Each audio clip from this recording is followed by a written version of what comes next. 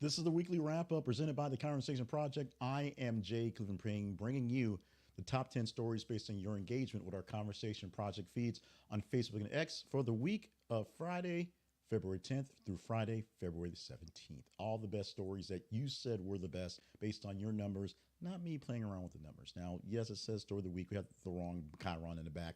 We're going to do some playing around things. And of course, we're doing this live today to see how this works on this Sunday. And at the end of this, going a little long because we're going to do some extra explanation on why we're going to do any of this stuff next week and very much sporadically throughout the rest of the week. But that getting to the point of the matter and not getting too beyond the pithiness, this is a weekly wrap up. These are stories that you said in your engagement in the daily show we have called Things You Might Not Have Heard and all the top 10 for the week. So let's get into them, just rolling into them.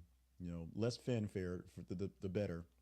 Oh, way too much fanfare so far in these stories. Let's go to start off with headline number 10 because they're top 10 stories. Calm down, Casey Kasem style. The headline at number 10 this week, that headline reads, Sam Rubin, Los Angeles TV mainstay, dead at 64. A story we didn't actually put much coverage into throughout the week, but a big story throughout the week as it went through, going all the way through the weekend from Saturday. Sam Rubin was a longtime entertainment anchor for KTLA in Los Angeles. Died at the age of 64. Known for his extensive Hollywood reporting, had been with KTLA since 1991. Announced on air by fellow anchor Frank Buckley. Rubin was celebrated for his in-depth coverage of entertainment industry and beloved figure in Los Angeles media all over the place. Exact cause of death was not released when we put the story out, and nothing updated as we've seen so far. And we'll actually come back to stories like this at the end because a very tragic thing happened yesterday that we will get into that is sort of pushing for why we're doing this thing at this moment and live today. Headline for story number 9, and it's one of two Meghan and Harry, or I'm sorry, no headline. We're not there yet. I'm looking ahead of time over here in my little viewfinder. Let's get to this one first.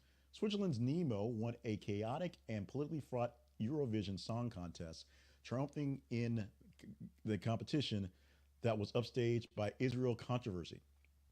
This one also lasted 7 days, essentially from last Sunday to this Sunday we're presenting here, happening on late Saturday, I guess, in Europe and early Sunday here.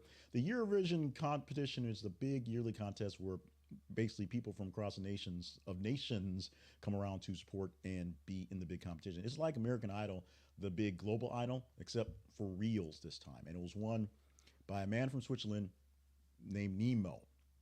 And while that's all kind and well and good, the biggest issue was the fact that because protests are all the rage these days, massive protests at Eurovision, which actually caused some issues in some of the venues getting things done. So congratulations to Nemo and whatever it is you sang last Sunday, because I wasn't paying attention, but paying attention because all that is the rage these days essentially are protests about the war going on in Gaza. And we're going to call it a war despite what the technicalities are, because when people are shooting at each other, it's basically a war. Now, stumbling on my words to do the first of two Harry and Meghan and Harry stories. Both of them not very great for Harry and or Meghan. Number 1, or number 8 to be exact. Prince Harry and Meghan Markle's neighbors say the couple is basically ignored, that's a quote, and in Montecito and have, quote, more quotes, no impact.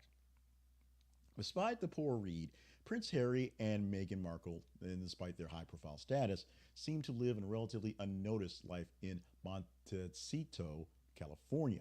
According to one of their neighbors, sources kept behind, the couple is basically ignored by the local community and has no impact in the area. This might be due to the exclusive nature of Montecito, where many wealthy and famous individuals reside, making Harry and Meghan just another couple among the influential residents. Although the fact that one is supposedly in line to be the king, maybe, of England, should be more, and the other one being, of course, the beautiful and talented Meghan Markle. Their 9-bedroom, 16-bathroom mansion, valued at around $14.7 million, is one of many luxurious homes in the neighborhood, which makes it more of a low profile in a neighborhood where this is the norm. Just saying you have a $14 million home is no big deal when they all are worth $14 million. When everyone is special, no one is special. And apparently in Montecito, Harry and Meghan and Harry, not that special. We'll be back to ridicule them a bit more in the headlines today. So we're not done with them yet at the moment. Ridicule it is, as this story made absolutely no sense, and I posted it just as a random thing to fill time. And then I got a chance to see some coverage of the story and realized the story still makes no sense, but I can see why people were into it. The number seven story for this week: New York Dublin portal making changes after inappropriate behavior reported. What the hell was the portal? I had no idea what it was. I just posted it and kind of went along with it and couldn't figure it out. Then I actually saw a video clips of it and what's going on and what happened. Actually, what I saw was a YouTuber who actually breaks down some of these things. A YouTuber from Scotland, I think, and well, no, he's not from Scotland because then he'd be Dublin. A YouTuber from somewhere in Europe who broke down what happened. The portal is a piece of art that was created by a man from Dublin, a man from Ireland, that first was put in two places in Ireland, and they just kind of looked at each other, and people looked at it, and it's just basically a big webcam that you can wave at people in real time across large swaths of things. Think Stargate, except you can't actually walk through the gate. So to make things more spicy, pun intended, they moved one portal from somewhere in Ireland, because two in Ireland won't make any sense, to New York City, Times Square, somewhere about that. So people in New York could wave at people in Ireland and just wave at each other in real time. It was interesting. And then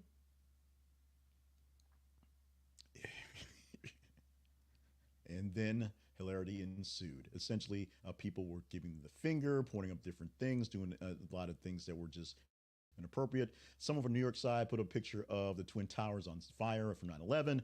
And then what really got the whole thing shut down was a lady from the American side showed her tatas to the folks in Ireland. While they were showing potatoes, like actual potatoes and pictures of potatoes, she showed her potatoes for the world, which got the whole thing shut down. Right now, if you go to the portal, there's a little sign saying it is sleeping right now, it is reopened.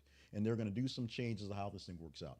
So your fun chance to wave at people, literally, like back in the days when they said you could dig a hole to China and then wave to people in China. Well, you can't actually do that, but you can put a portal from New York to Ireland and maybe even China. Maybe they'll put it out there today and they'll probably flash it and show their butt and show their boobs at it as well. America. That's what we are, folks. Let's move on to story number six. This is big.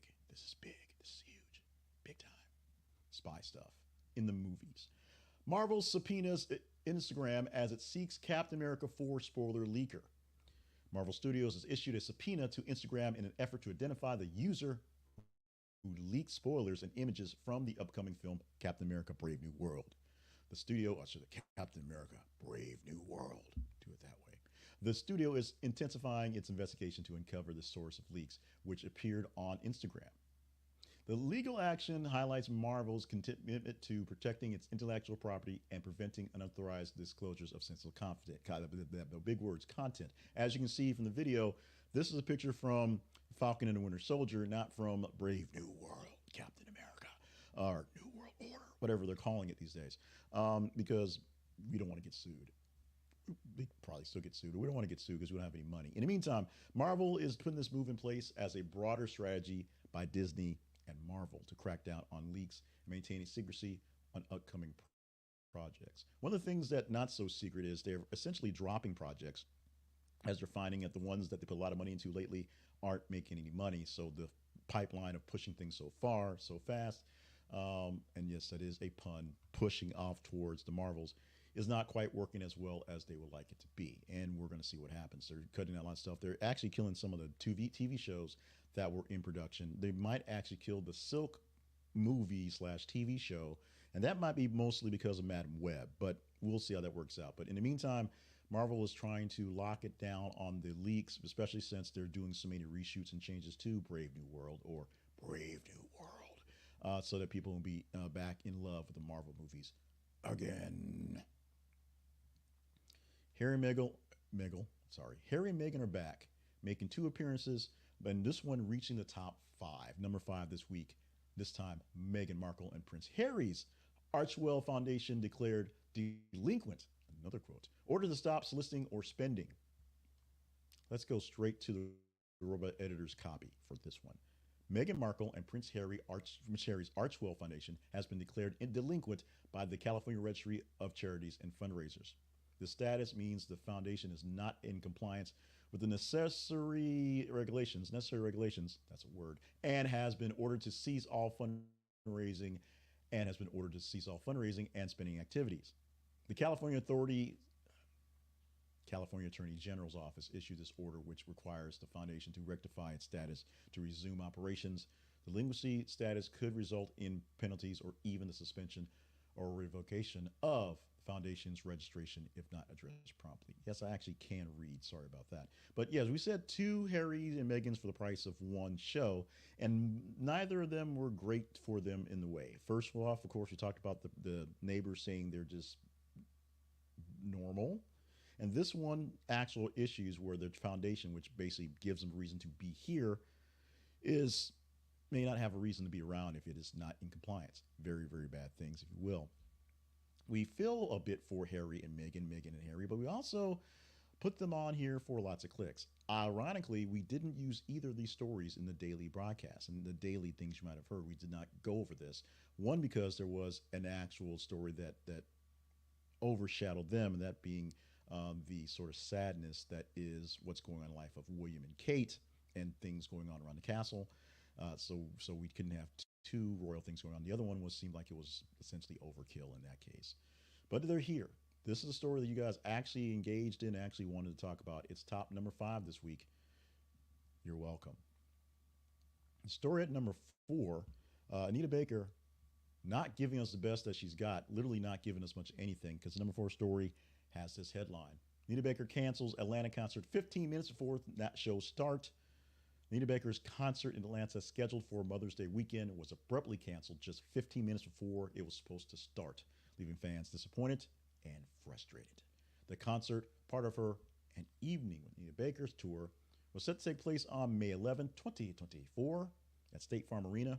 Fans had already gathered and were waiting for the show when the cancellation was announced. The reasons for the cancellations were not immediately clear, leading to widespread criticism and backlash from attendees who called Baker, quote, unreliable and unprofessional. 2 quotes, actually. Still no real word on what happened to this concert, but we do know people were showing up there. Now, we could talk about other people and big time stars and talk about people who aren't so much big time stars trying to stay in that limelight.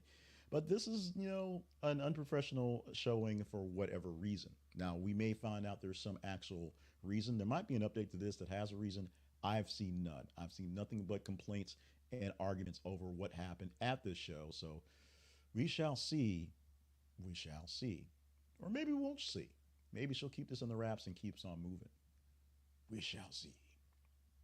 This is another story that brought a bit of nostalgia to my heart, and we didn't really cover it in the live show because it didn't seem like it meant that much. But just by the rankings, this is number 3 story by all your engagement from this entire week. The headline for the story reads, Charlene Yee details alleged abuse on set of Taika Waititi's Time Bandits. Number 1, did you know they're redoing Time Bandits? It's technically not a redo. It's a series on TV, Apple TV. So it's going to be a newer version of it, a reimagining, if you will. But one of the actresses from the actual thing, Charlene Yee, has come forward with allegations of abuse on the set of the show. Yee claims that her pronouns, they were physically abused. I'm sorry, this is all over the place. Yee claims they were physically assaulted multiple times by an unnamed actor and also subjected to psychological abuse. The allegations were made public via social media, where Yee derailed the traumatic expenses, including both physical and post-traumatic injury stress. The production company behind the series, Paramount TV Studios, is yet to comment on the accusations. This is not the first time that Yee has spoken out about mistreatment in the industry, having previously alleged harassment by other notable figures. So this may be something that is unfortunately targeted at this person, or it may be something that's just because for some reason Taika Waititi's life is all sort of nuts these days. Yes, he produced the greatness that was Thor Ragnarok, but at the same time, there's a whole lot of other things that are surrounding him in the lifestyle that just doesn't quite make sense. And so this story came out gangbusters, and there's probably, because my poor read, probably good reason why we didn't actually cover much of it live this week. Story at number 2 this week. Protesters surround UC Irvine Lecture Hall. Police issue unlawful assembly order. We actually did cover another story that was a graduation and protesting that was issued. This story was at a HBCU where they literally stopped the graduation because people were breaking down windows. This one we didn't cover. This one obviously had more legs to it by the numbers. From the story, the University of California, Irvine, a protest escalated dramatically as demonstrations occupied a physical science lecture hall. The situation led to the police issuing an unlawful assembly order. Tensions rose as hundreds of protesters, some of whom barricaded themselves inside the lecture hall, clashed with law enforcement. The incident resulted in 47 arrests after police and sheriff's department's deputies were called into the scene. The protests were initially involving pro-Palestinian demonstrations, led to a significant law enforcement response. Police eventually retake the building, completely clearing the plaza.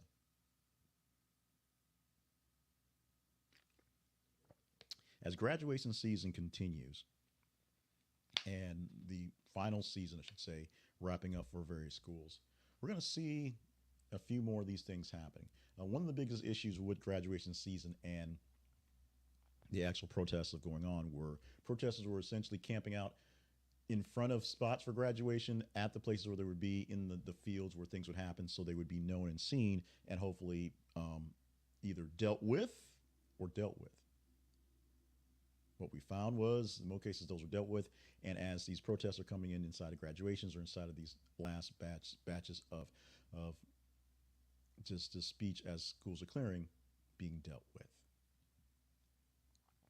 And finally, the number one story of the week, the top story of the week, is a big one. We always give it a little fanfare because it deserves the fanfare it deserves. It was the top Facebook story for this week. Top Twitter story, X story of the week. Top Facebook story was actually the Charlene Yee Time Bandit story, which helped it propel it up to its status for the week. This story was 65% more engaging than the story on the protesters going forward, and it was the tops of all of 222 full stories this week. Of the 15 stories we cover here, we gauge for the weekly wrap up, it was 503% more engaging than the number 15. The story, which was posted on Tuesday, 14th of May, has this picture and this headline, this unfortunate headline. Rory McIlroy files for divorce from wife Erica after 7 years of marriage. Rory McIlroy has filed for divorce from his wife Erica Stoll after 7 years of marriage. The filing was made in Palm Beach County, Florida, and cited that their marriage was irretrievably broken. That's the word. The couple, who married in 2017, are now in the process of negotiating the division of their assets, which include at least 5 luxury homes located in Florida, California, Dubai, Ireland, and New York City. Divorce also involves the enforcement of a prenuptial agreement. This news has surprised McIlroy's community as the split was unexpected by all. Now, the biggest news of the week, which basically bumped this out of the big news for golf, was, of course, Scotty Scheffler. And we'll talk about him next week when that's in next week's batch of stuff, because that was bonkers. But this week, the top story is a golfer, and it's not about golf. Next week, we assume will be the same thing. It's about a golfer ending his marriage in divorce, and maybe kicking off or extending the sort of breakup of people that happened last year going into this year. 5 luxury homes across Dubai, California, Ireland. That's a lot of stuff to split up between what's going on. Let's talk about our spotlight sponsor for the weekly wrap up, and it is, as always, Ground News. Ground News offers up the best way to get you your news because it gives you the best news, or at least it gives you the news that you can determine what is best for you if you have that sort of fancy. Ground News has all the sources for all the stories. If you aren't seeing something in the news, if you're surprised, you hear something in one small outlet and can't figure out why you're not getting anything, go to Ground News. They have pulled it from somewhere and give you all the assets they can. And they tell you exactly where it comes from. And that's what makes this so great of a service. You go to Ground News and you see a story, a headline that you're seeing someplace, you search for it there, and it'll tell you how it's being covered and who's doing more coverage, whether it's being done more liberally, more conservatively, more independently, how it's going, what news outlets are actually covering it, what news outlets are not covering it. And it has a blind spot feature where you can see the stories that some from the right may be covering that the left is sort of ignoring, and vice versa. You can see exactly how much heat and how much coolness is in a typical story throughout the week by going to Ground News and seeing where it goes. And this is one of our bigger sources of aggregation. We go there and see what's topping, what's happening, what's topping, what's happening, what's topping, what's topical, what's happening, what's trending, and we see what stories are there and see which way the wind is blowing on them and do our best to get you coverage on those and that you see whether they are conversational or not. So if you want good news, fast news, and comprehensive news, we ask you to check out Ground News. We ask you to check it out because they are a Spotlight sponsor. If you subscribe to the subscription, you can get the news for less than $10 a month. You can get good news, real news, engaging news, and we get a small commission for your Ground News subscription. So check it out. This is a conversationproject.com/ground news. This is a conversationproject.com/ground news. This is a conversationproject.com/ground news for the best news around. We don't claim to be the best around because we're not. We're an aggregator and we do what we can, but you should get more good news, great news, and source news, the true sources, from Ground News. Quick chance to talk about us and the Conversation Project. We are online at thisisaconversationproject.com. What do we do for the Conversation Project? Well, when we're not fumbling through these things and we're not trying to rush through because we're doing it live, we provide for you links to various stories that we want you to see if you like them. We want to know from you if they are conversational, worth chatting up. And every single weekday morning, except for the next couple of weeks, we'll explain in a minute, we provide for you something called Things You Might Have Heard, which gives you a good smattering of the news stories that you said were conversational, you said we're talking about. And at the end of the week, we give you the top 10 stories per your actual engagement, not just us kind of mushing them around. Now, when you go to the Conversation Project, you'll see various things there. You'll see links to our newsletters, our replays of things you might not have heard, stories of the week, the weekly wrap up, and other bits and pieces there. You'll also find links to other sponsors, links to our partnership page, where when we're not butchering words, we are talking with other people who are like-minded in the news sense, who want to do better news, have better things go out there, and want to see this thing thrive and grow. We'll see how long that lasts. But in the meantime, they help us out with resources plus time and effort and just giving you sounding boards. If you are not up for the financial burden of being a partner, go to our website, thisisaconversationproject.com, and just engage with the website. Engage with the feeds. Our feeds are on X, This Is a Conversation Project, or on X, x.com/th_conversation, on Facebook as well, facebook.com/This Is a Conversation Project. I got to get used to saying X now that Twitter is basically being phased out. It is going to be all X going forward. And what we do is every 50 minutes, we post news stories, news articles from various sources, and you just engage in them. And literally, your engagement tells us they're conversational. Tomorrow, on a Monday, normally we'll have the top 10 stories from the top 30 stories of the weekend. And then Tuesday through Friday, 8 stories from top 15. Here's where we diverge from our normal and see here. For the next couple of weeks, we already saw this for last week in Operation Chaos, which is the chaos that's my life. We're going to have a lot of things happening. We have travel happening. We have hopefully a move back into a repaired tornado house happening. We have graduations happening. We have a lot of things happening. So with that, we are not going to be able to produce something every day. In fact, next week, we're not producing anything at all. No newsletters, no nothing. We're just moving around and doing stuff. It's not going to happen. The week after that, we intend to be somewhere stable where we have access to computers and time to work on the news and newsletters, but not necessarily anything else. We will still post stories out there for you to engage in. I will still sort of pull some things out there. I may post some little snippets of how things go, maybe kind of a listing of things, but no time to really do the full newsletter because I won't have access to my beautiful makeshift studio here. So Operation Chaos is in full effect. It is what it is. But coming out of this, rising from the ashes that it will be, will be a new focus, a new way of learning things, new review, new studio, new setup, and hopefully some new you guys to check it out. So, in the meantime, we're going to post as many of the 60-second hot takes we can, as many little snippets of things going forward, and we'll keep posting, trying to stay consistent with the news articles so that you can stay in contact, stay in practice for the conversation. We'll see what happens when we come back next Monday and kind of figure out how we go going forward. But in the meantime, all the things are still there. Go to our website. This is a conversationproject.com. Visit our partnerships page and become one of our partners. We'll give shout outs out loud to our partners in just a bit. Visit our sponsors. Subscribe to our newsletter. Do all the things that we do to keep things going. And I thank you all in advance.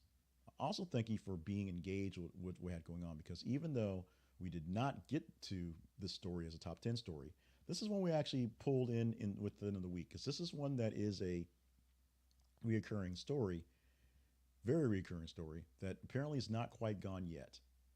Our out of range story for this week, we're choosing story number 12. We go through 1 through 15 to kind of see the range of the top stories of the week. Number 12 was a big one for you guys, and we're giving it to you as something that wasn't quite top 10 range. Miss Teen USA runner-up Stephanie Skinner declines title after Uma Sofia Srivastrava got it that time. Resignation. There is still no Teen USA, Miss Teen USA, because everyone's turning it down. But Miss USA has essentially finally found its actual person who said, "Oh yeah, I'll take it," even after it took a few iterations. But the Miss Teen USA also said there were some issues with the organization, but her first statement was basically, "Hey, I didn't win, so I got a job, so I'm gonna keep my job, and we're gonna be cool, okay?" But she did have some issues with the organization, how things were being run, and said it also wasn't quite up to her values, as Miss Srivastava said as well. It's funny that both Miss Teen USA and Miss USA both saying these things at the same time. It may be the demise for pageants, whatever. Cable may not be dying, but pageants may actually see a death knell coming very, very soon. Quick shout out to our partners.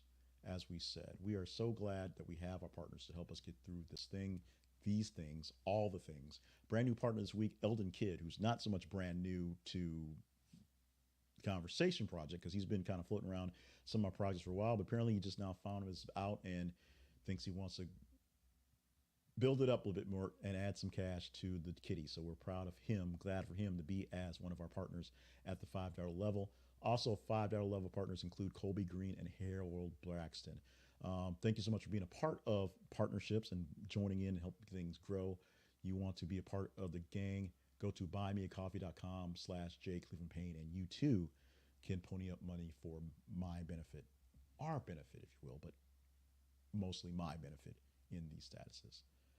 Remind you how you find us, how you work with us, how you make these things happen. Our website, this is theconversationproject.com. Our email address, theconversationinbox@gmail.com. Those things are free. Those things are free. Also free are feeds on Facebook and Twitter. Facebook.com/this is the conversation project. X.com/th_conversation. All these things are free. And what you do with these free things is you engage with us. On the Facebook and the X, we'll put stories out. There's stories posting out right now. You go there, see what's there, hit the engagement button of your choice, the funny face, the scowling face, the thumbs up, the heart, and share, do what you need to. The more engagement a story gets, the more chance we have to talk about it. Like we said, Operation Chaos is basically killing off next week, but we will see what happens. We'll have some time to kind of regroup, do some workshopping and some things, and coming back stronger and better in a week at least with some hit or miss stories, if you will. Also, go to our website, check out our sponsorship links, check out the partnership links, check out feedback, and subscribe to the newsletter as well. And email us whenever you're feeling the notion, and we can chat up there as well, whether you are a paid partner or just out there hanging out. Because it's the people that do the hanging out that do the most of the work, but the partners are helping out as well. That's it. Very rough, very live, very lively edition of Weekly Wrap Up. for the week ending May 18th, 2024. I'm Jay Cleveland Payne. Stay limber, stay hydrated, stay on task for all the grand things you're here to do. These things, I even know when I do the live to tape ones, they are the same things. There's more pacing, if you will. These things are sometimes interesting to do and very interesting to see the feedback for it. So if you popped in live on this Sunday afternoon when I did this, just decide to see what's going on, thank you so much. If you're watching this in the review, whenever in the future, however it's made, check it out. We do have some extra videos that I put out this week that we hope will get some engagement with that are sort of semi-rantish, but they're going into why we as people can't really have conversations on news topics such as here. Why we put a topic out there,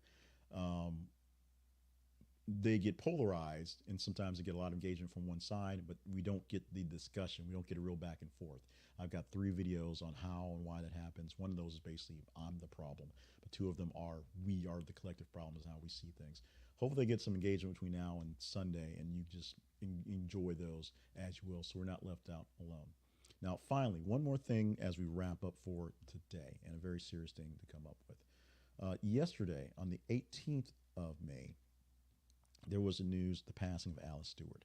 Alice Stewart is a fairly well-known political commentator on CNN, and if you don't watch CNN, trust me, they use her clips on all the other networks to say things, do things, put out things. She was a reporter who began in Georgia and came to Little Rock to come to what oddly enough, because of the Clinton effect, and oddly enough, because of the Huckabee effect, a fairly large media market for a time, especially because of Clinton and its legacy there.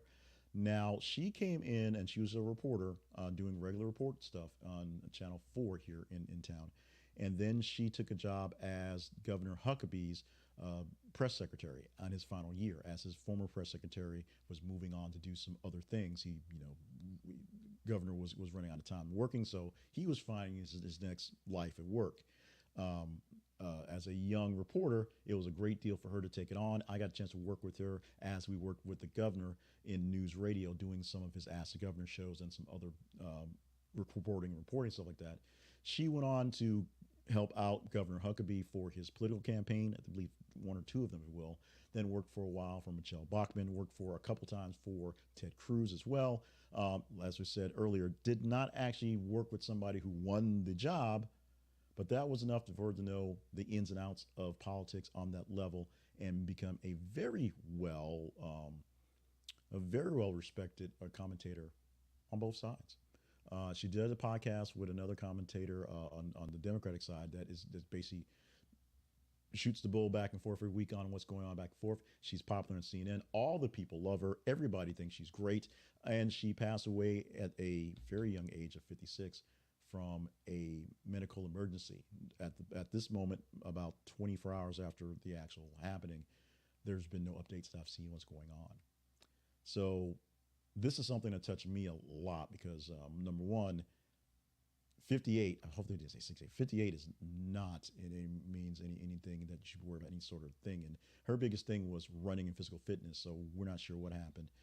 But someone someone that of prominence, someone who basically you see where they are, some where they're, if you will, humble beginnings, and see how high they go, and you know that person, and you see them just no longer be here. It's a sort of interesting thing.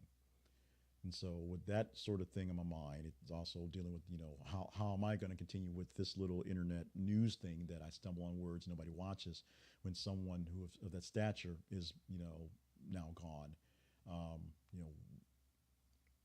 What place is for me, and would anybody care if I'm gone? We'll see if anybody cares, when we're out these couple of weeks. But in the meantime, just want to say thank you, Alice, for all you've done for me, my time when I was producing, all you're doing for me as a watcher of things and watching your commentary, and for just kind of showing people how to do things the right way, not being mean about stuff, being able to just argue the points you have as a GOP operatives and not be nasty and mean and cruel like GOP operatives are tending to be right now. So thank you for that, Alice. We'll miss you. We love you. And hopefully you got a spot for me up there wherever you are. With that, we're wrapping this thing up for right now. Thank you so much for being a part of the show, part of the family. Love you. Mean it. Apologies for this being rough and crazy. We're trying some things. And in the trying of things, we're going to actually try to be more like this. Although I will take more time to read the stories ahead of time. I promise. Thank you so much for being with the program. We love you all. We shall see you when we see you next time.